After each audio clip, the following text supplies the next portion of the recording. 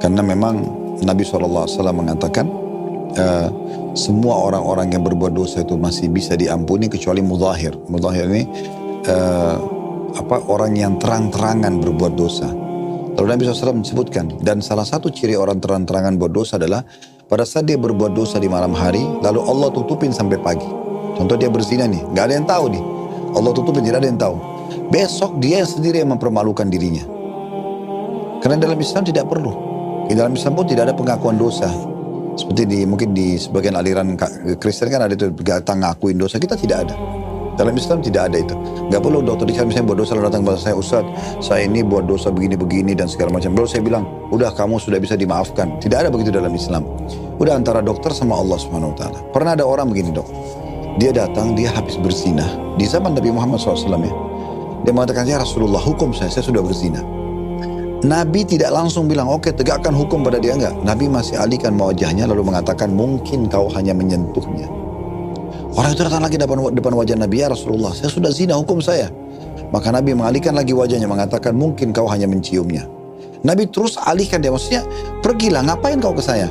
Taubatlah dengan Allah, tutupin aibmu itu. Jangan kau buka depan umum, untuk apa? Orang itu tak kena penasaran, terus dia ulangi sampai dia mengatakan, ya Rasulullah, dia berikan kesaksian buat dirinya sendiri. Ya Rasulullah, saya sudah letakkan kemaluan saya di kemaluan dia, hukum saya. Udah dia tegakkan kesaksian atas diri sendiri, baru Nabi hukum. Tapi tadinya Nabi terus mengalihkan dia, nggak usah, ngapain kamu datang ke sini? Taubatlah. Termasuk dalam Islam dok, tidak boleh orang yang sudah taubat, lalu kemudian dia berbangga dengan kesalahannya dulu.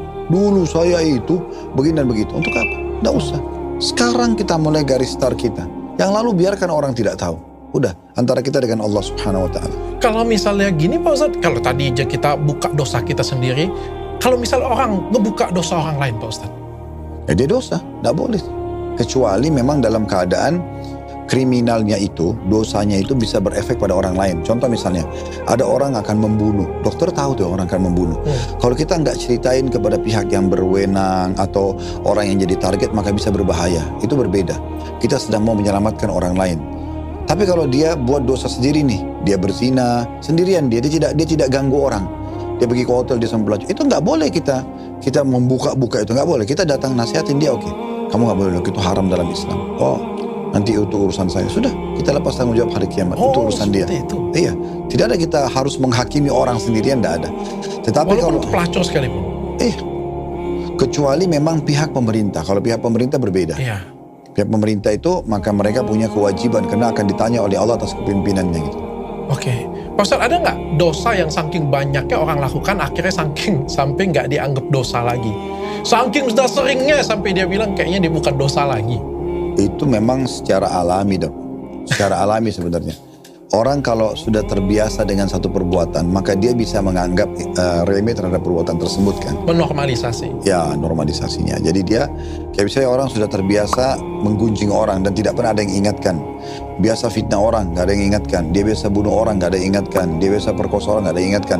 Lama-lama karena tidak diingatkan, dia itu jadi normalisasi tadi. Jadi terbiasa dan orang juga anggap itu sebuah perbuatan yang biasa. Nah itu bisa terjadi, tapi itu secara alami fitrah dia. Cuma dalam Islam itu tetap tidak boleh. Tetap tidak boleh. Kalau bohong untuk kebaikan atau dosa yang dilakukan untuk kebaikan, Pak Ustadz? Mana itu dosa dilakukan karena kebaikan? Kan bisa saya langsung lakukan kebaikan aja langsung. Ngapain dosa untuk kebaikan? Karena dosa kan definisinya pelanggaran. Gimana caranya pelanggaran untuk kebaikan gitu? Contohnya kalau di kedokteran, contohnya kayak gini Pak Ustadz. Contohnya ini bukan saya.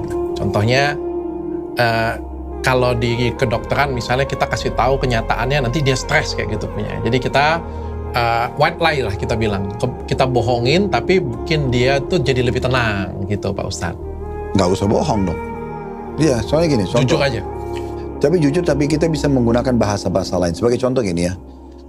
Di episode sebelumnya kita sempat singgung masalah Ummu Sulaim, seorang wanita yang pada saat mau dilamar oleh sahabat suaminya meninggal, dilamar oleh sahabatnya, lalu dia mengatakan laki seperti Anda tidak ditolak gitu kan. Nah, karena gini dan gitu, kalau Anda mau masuk Islam, saya akan jadikan masuk Islam Anda sebagai mahar saya. Nah itu lanjutan kisahnya adalah mereka menikah akhirnya dan punya anak. Nah karena punya anak dari perempuan yang dia cintai, si Abu Talha ini, anak laki-laki, kebetulan anak itu lahir dalam kondisi sakit keras. Maka Abu Talha ini bilang sama istrinya, saya mau ke masjid dulu sholat, jaga baik-baik anak ini. Baru berapa langkah dia melangkah, tiba-tiba bayi itu sudah meninggal dunia. Si perempuan ini, wanita salihah ini, dia bilang sama orang-orang di rumahnya, ada anaknya juga dari suami yang dulu, ada pembantunya, dia mengatakan, jangan ada yang sampaikan ke Abu Talha tentang kondisi bayinya yang baru meninggal, biar saya yang sampaikan. Kata Anas, dari anak dan dari suami yang pertama yang meninggal itu, suaminya meninggal, bilang, pada hari itu ibu saya dandan belum pernah secantik itu sebelumnya, dia masak-masakan belum pernah seenak seperti itu sebelumnya, lalu dia tunggu suaminya pulang. Begitu suaminya pulang, disambut sama dia, dikasih makanan yang enak, kenyang, keadaan cantik dandanannya, akhirnya terjadi interaksi biologis.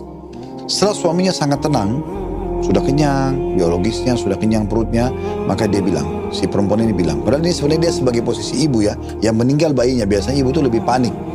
Maka dia mengatakan, bagaimana menurutmu wahai suamiku, kalau kita pinjam sebuah benda pada seseorang, lalu orang itu minta, kata suaminya, tentu kita kembalikan, itu hak orang.